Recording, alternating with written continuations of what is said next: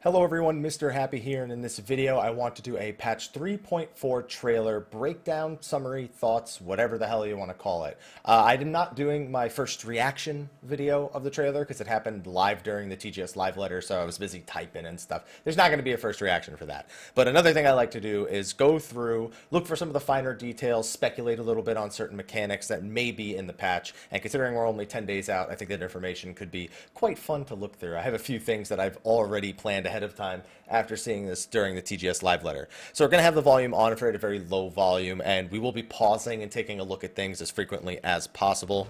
First of all, I want to say the music for this trailer is fantastic. If you want to watch the trailer itself without my commentary, look in the description of the video. It's just, go watch it yourself, Even at this volume, it's pretty loud, like, you gotta admit. That's pretty loud considering I have the volume like way down on this. Okay, never mind. It's not loud at all. So first of all, I noticed that Tupsamati is making a major return. So first let's talk about this guy. There's some rumors going around that this could possibly be Ilberd masking his voice, but the more likely thing is that you can see this is outside. You can see the sunken, what looks to be something akin to the sunken temple of Karn behind him. This is most likely not an Ascian, although some people have also guessed that because of the mask and sort of the mystery demeanor, but more along the lines of what would have been the Prince of Alamigo after the fall of the King of Alamigo, or however the hell their hierarchy worked in their empire. He seems to be rallying fellow Alamigans with some words right here, and Alphino just watches on them. We know that Ida and Papalimo are assisting him based on some of the cutscenes we saw in the prior patches. The fact that Tupsamati is so important, again, is going to be quite interesting. I remember us using its power to destroy an Ascian, and with the patch name being Soul Surrender, and a theme of crystals somewhat returning here, classic Final Fantasy theme, it's likely we'll need to harness Tupsamati's power a few more times. With Alice and Alphino now both in the mix as opposed to just Alphino, there's definitely going to be some callbacks to Louis Sua's old staff. Now, first up here, we have Alexander the Creator. So as you can see right at the start, all the barrier and all the rocks that were surrounding it are going to be removed and destroyed, and he will be standing upright. Now, it looks like the entrance to Alexander is not actually where his head is.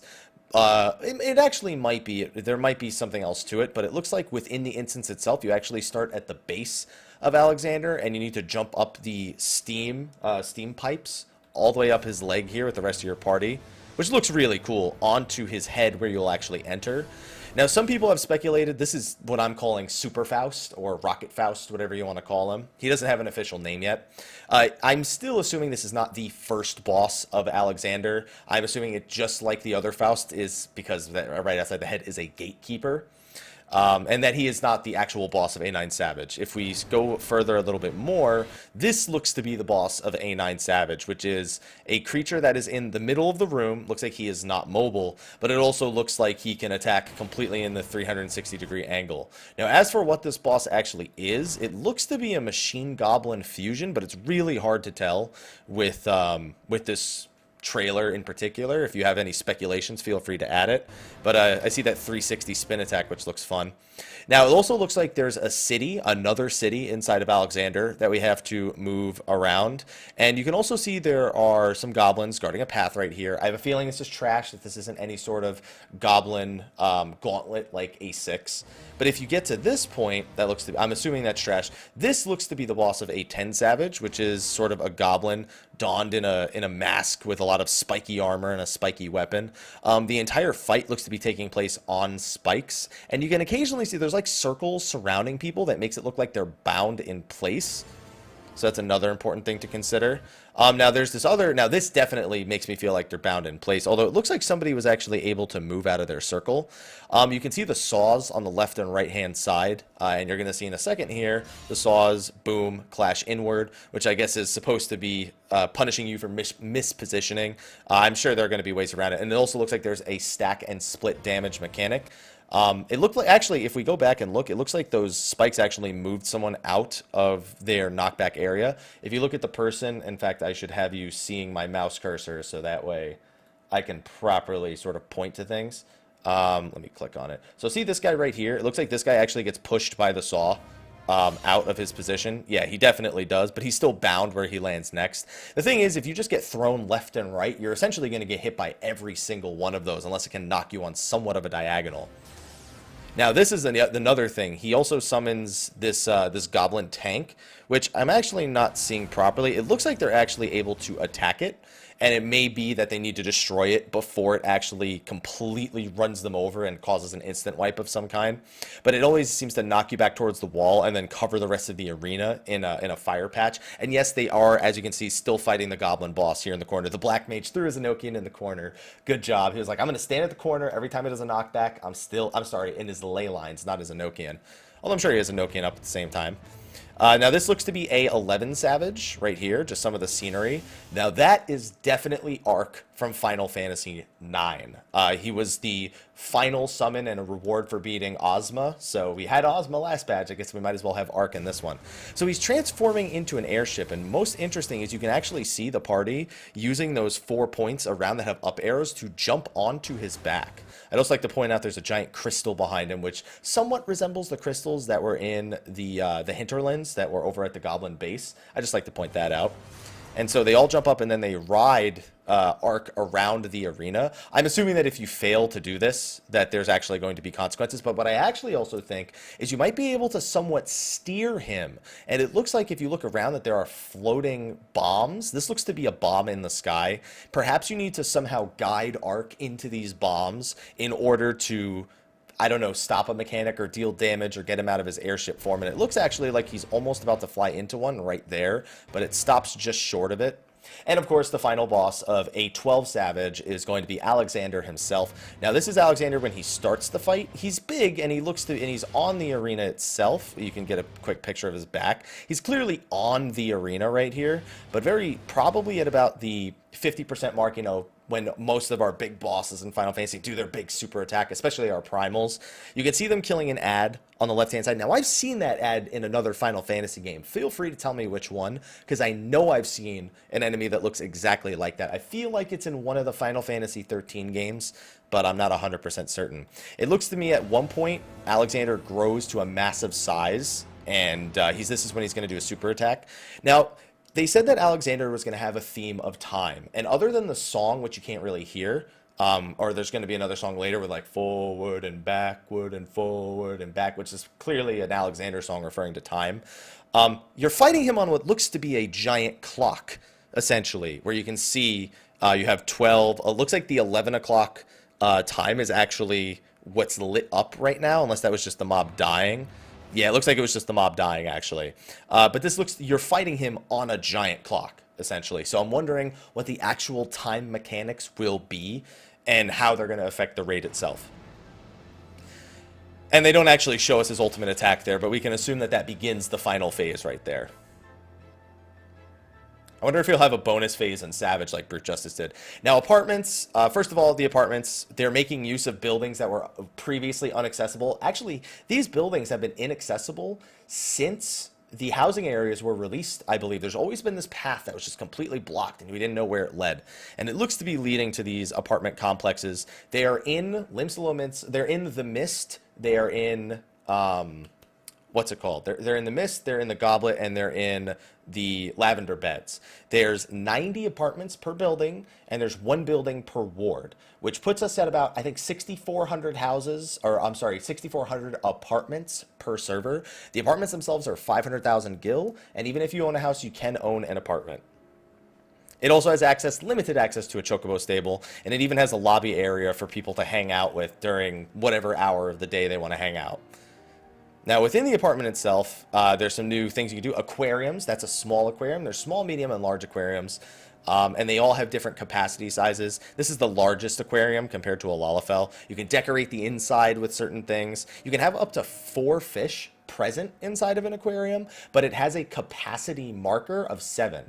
So fish might be maximum of 4, but it needs to be within the capacity marker of 7. So, like, for example, small fish are 1, medium are 2, large are 4, and extra large are 7. So you could only have 1 extra large fish, for example. But even if you had 4 small fish, even though the capacity is only 4 out of 7, you can only have a maximum of 4 fish. So it's all about mixing and matching the sizes. They'll show this here where they have four, mixed size fish, a small and a few mediums. Look to be one small and three mediums, and then you have an extra large right there, which took up all seven. There's also going to be a bunch of new big fish. Now, during this part, there's actually a new Alexander theme playing, and they're again adding more hairstyles from Type 0. You have King and Queen's hairstyles, which people most notably pointed out, as well as a couple of others. Some new gear as well, some new glamour gear. You can see Godbird in it right there.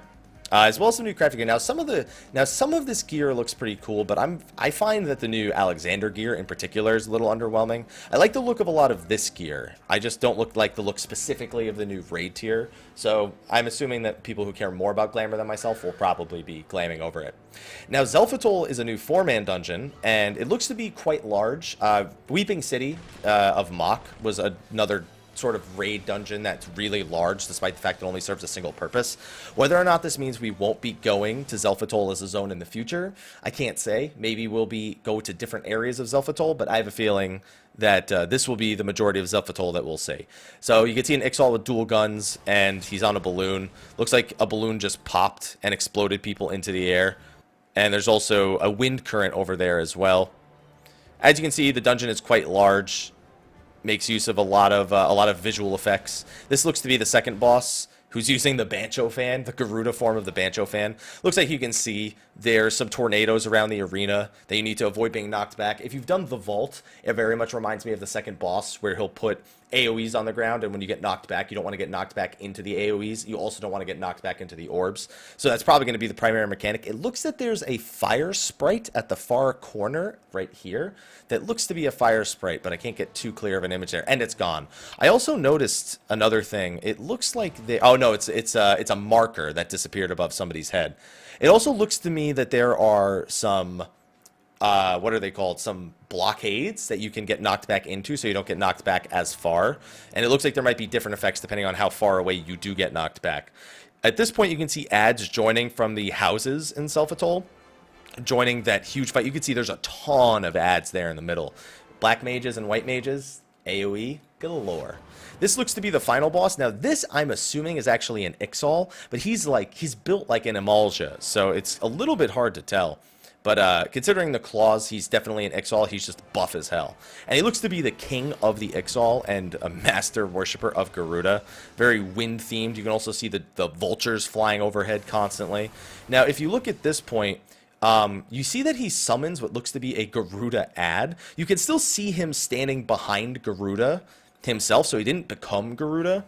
But, yeah, and then it looks like she immediately goes and turns to attack somebody. So it looks like she'll be a targetable, killable ad. I'm assuming that the AoE along the outside, you just have to not stand in, and then these 4 meteor AoEs you get a very brief glimpse of are just for splitting up. You have to split up within the AoE in the center of the room, and also not overlap with each other. Seems to be the way the mechanic wants to work. Next, we have the Great Gooball Library Hard Mode. Now, this looks a lot more like your standard dungeon. Zelfatoll at least looked visually more appealing. Great Gooball Library, it's a great place. I always look forward to visiting here. It's one of my favorite dungeons they added in Heaven's Ward in 3.0. That being said, it looks to be a much more run-of-the-mill dungeon. Obviously, both of those dungeons are going to be pretty much one path. That's what we're used to the dungeons being. Demon Book seems to have left his book in this part. You know, some environmental effects that look cool, but we'll see how they actually make the dungeon feel. I have a feeling this will be the less interesting dungeon of the two. Living Flame. Now, before anyone asks, yes, this is the Living Flame from Final Fantasy V. He was the inspiration for Living Liquid in the first tier of Gordius of Alexander, A3, if you guys remember. And it does look like he retains his ability to change between the 3 forms, Tornado, Human, and Hand form. Specifically in his hand form, it looks to me right here like we have 3 coins. We have a sun coin, we have 1 sun coin and 3 moon coins. If you also look, there are markers along the outside, 2 sun markers and 2 moon markers. It's possible that the sun markers and the moon markers need to stand in their respective circles. I don't know about overlapping, or they need to stand in the opposite circles. Obviously, we don't actually ever get to see them perform the mechanic right here when he switches into hand form, but there's definitely going to be a correlation between the markers above the head as well as the actual markers on the ground. Just killing a few more trash mobs, nothing special right here. And then it moves on to the last boss. Now, I've heard a lot of stories about what inspires this last boss. apparently there's quite a few sources out there in history and literature of an owl that is known for eternal knowledge. Now, we know that the Stolas enemies exist in here, and those are owls, but this seems to be an owl of a different kind from the Stolas enemies that we have in Final Fantasy XIV. But a Stolas is known for being an avian bird with like eternal knowledge or something like that. That being said, there are other more specific stories that I don't know personally regarding this owl and how he could be related. I don't think he's directly from another Final Fantasy game, though. Looks like he summons books for the most part, books with different effects and adds. Most noticeably is this big book he summons in the middle, which actually summons a behemoth to cast Meteor. Which we don't actually get to see him cast Meteor, you get to see him start casting Meteor, though. Now, Dueling is a new feature that's being added. Within the Wolves Den itself, an uninstanced arena has been added where people can freely duel each other, regardless of item level, regardless of job or class or whatever. And you can use it just to 1v1 people, 1v1 me pro. And it's open for everyone. There are line of sight areas for you to use strategically. And on top of that, even though you're dueling, you can still actually queue into the duty finder. So if you ever need to abandon a duel for whatever reason, you can see there's kind of a barrier right behind the Dragoon. You just run outside that and you're free to change jobs, you'll leave combat, you're free to change jobs. You can switch jobs if you need to do so to get into the duty finder. But since it's not instanced, it is not something that will restrict you from queuing into the duty finder. And you don't need to queue into the duty finder itself to do this. You just need to make sure you go to the Wolves Den to use it. And then, of course, Square Enix assumes that everybody just stands one and just looks right at each other and duels like a man, even though we all know nobody duels like this. And you have the random gladiator. Did you see that random gladiator? Look at the random gladiator right here. Just look at him. Look at my mouse cursor. He's just like runs in like, ooh, what's going on here? And he just runs away like, I want nothing to do with this. Hildebrand. Now, it's funny because Hildebrand's dressed like a Dragoon here, and also you can see Nashu hiding in the bushes back there. It looks like there's something or somebody else behind Nashu. I can't really make out what it is, but it could be another person. It's hard to tell. It looks like Gigi is caged right here. But you have to remember that back in 1.0, when Hildebrand launched himself into Dalamud, he did so using Nail Van Darnus' spear, and it's actually a central point of contention between him and Gilgamesh back in the 2.x series of Hildebrand. So him being a Dragoon, even though he seems to be posing as an Ishgardian Dragoon for whatever reason, seems to be somewhat related. Or maybe those are just plants behind her, because I saw it looked like it was extending pretty far. Now, this is Grand Company, or as it's called, Adventurer Squadrons. Now, at first, this seems very similar to the Garrison feature, although it actually... Garrisons do resemble an old Final Fantasy Tactics function where you could send your party members or NPCs out on side missions. This is essentially the same thing as that. This is just the framework of it. You're basically going to be able to recruit you're going to be able to recruit Grand Company members or NPCs for your squadron by completing your weekly challenge log. Whichever weekly challenge log you complete is going to change it completely. But that being said, you're free to hire and fire people and level them up in your platoons as much as possible. You can see them training. This is what's a squadron or a platoon hall, as you'd probably want to call it. And yeah, we'll eventually be able to run dungeons with those NPCs, according to what they said. Now, Palace of the Dead, just to be clear, this is not going to be available the day of 3.4. This will be available approximately 5 weeks after the release of patch 3.4. And this is floors 51 to 200 of Palace of the Dead. It looks like you will be starting with new Aetherpool arms and armor to level up, starting with floor 51. And, I mean, yeah, we don't know what the item level of the weapon is. We don't know how different the content is going to be.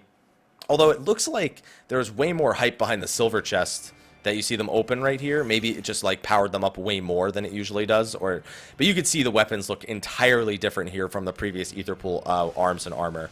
Some different enemy types. Now, most noticeably, you see this golden point right here that's on the minimap?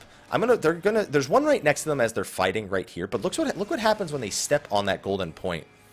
It actually summons a gold chest. Now, I'm wondering if these are a new trap that can essentially either completely debilitate your party like a normal trap would, or they have a chance of giving you a chest. I don't know if it's strictly a gold chest, because that's what spawns here, but it looks to be like there's a little bit more variety here in Palace of the Dead, but they said that Palace of the Dead 51 through 100, which is the entirety of the remainder of the story for Palace of the Dead, would be very similar in difficulty to 1 to 50. It's 101 to 200, which is strictly for the challenge that they said would be a great deal more challenging than it was prior. So I'm really excited to see this. This is in 3.45, and that's about 5 weeks after the launch of 3.4. So September 27th, go 5 Tuesdays after that, and that'll probably be when this content releases. As for who this is, the number one guess right now is Scarmiglione. This will be probably the final boss of the 100th floor, probably the 200th floor as well, because I assume we'll have to fight every boss again. Now, this is Sofia the Goddess, the newest primal being added to Final Fantasy XIV. Now, for those of you wondering who Sofia is, if you've played Final Fantasy VI, you remember the Warring Triad had 3 members of... It had 3 members. It had the demon, it had the goddess, and it had the fiend. Now, Sephiroth was the name of the fiend, not Sephiroth, Sephiroth. And he was a boss in 3.2. Now, in 3.3, we had Nidhogg, but in 3.4, we're back to challenging the Warring Triad, and Sofia is the name of the goddess from the Warring Triad. It wasn't officially the name in Final Fantasy VI. That being said, according to some outside of the game resources, these are the actual names that they were given by the creator of Final Fantasy VI. So you can see this is her opening animation. She actually does a little anima thing right here. She sends, and by the way, you can see that that is actually a scale of judgment in a sense. It pulls this head up out of the ground, and that's what you're going to be fighting. That is the goddess. It's a beautiful arena, by the way. As you can see, it kind of gets torn apart here in a second. As you can see, all the pieces fall away, or most of the pieces fall away. In Containment Bay P1T6. You can see some ads here. This is probably the intermission phase. You can see what looks to be... I saw a line AoE coming out of one of the ads right there. You can also see what looks to be some sort of AoE on the ground that they're standing in for whatever reason over there as well. I don't know why they're standing in it. I don't know if there's a reason for them to be standing in it. I don't know if they're just standing in it to fool us. But there's something going on over there.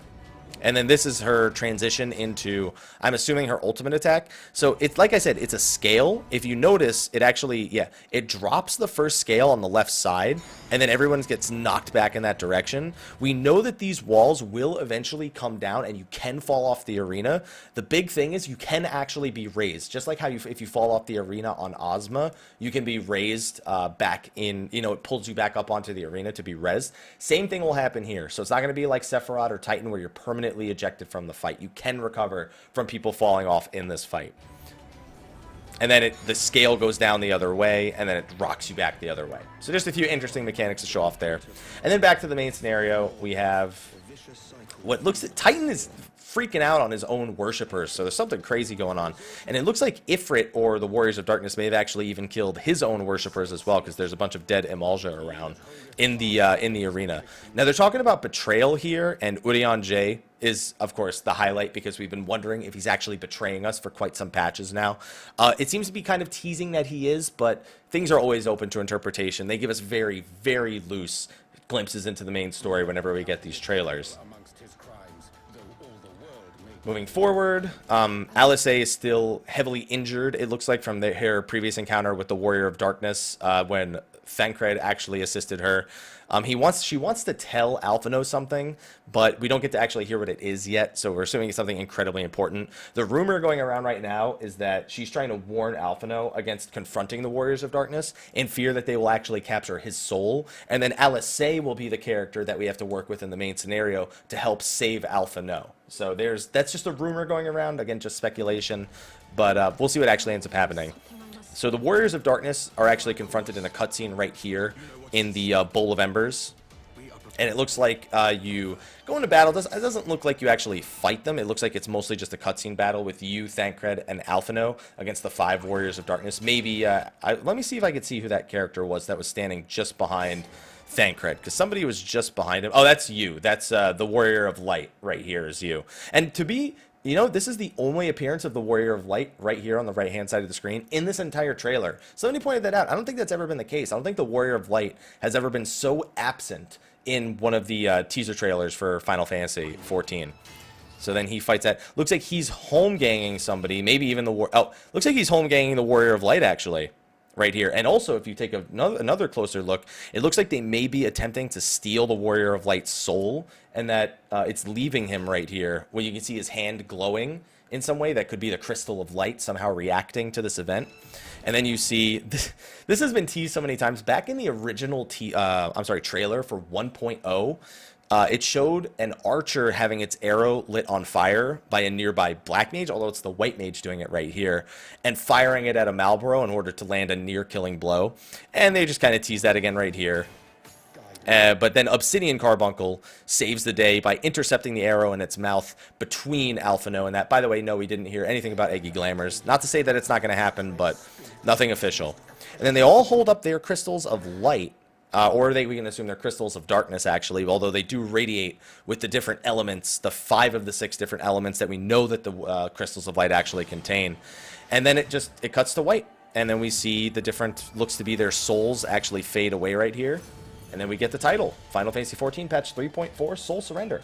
Overall, I think this is looking to be quite a fantastic, even-numbered patch in particular, with Palace of the Dead coming in 3.45, and that having its own challenge modes with Season 3 of the Feast, with the Spectator mode, the Duel mode, the Custom Match mode, with some of the things we know that are going to be coming in this patch. It looks to be the best, well-balanced patch that we've had in quite some time, where even though it's an even-numbered patch, there's a great deal of content to do for people that aren't actually going to be raiding. Wondrous Tales is a piece of content that's not touched upon here that I'll probably make an entire video about Wondrous Tales separately, just because I have some great speculation regarding that, and it'll probably be a piece of content people will do on a weekly basis. But anyway, guys, let me know what you thought about the trailer for patch 3.4 for Final Fantasy XIV Soul Surrender. Let me know what you're looking forward to most in the patch as well. Thank you for watching this long analysis, overview, and thoughts of the trailer for patch 3.4. Thank you for watching, and until next time, everyone, take care.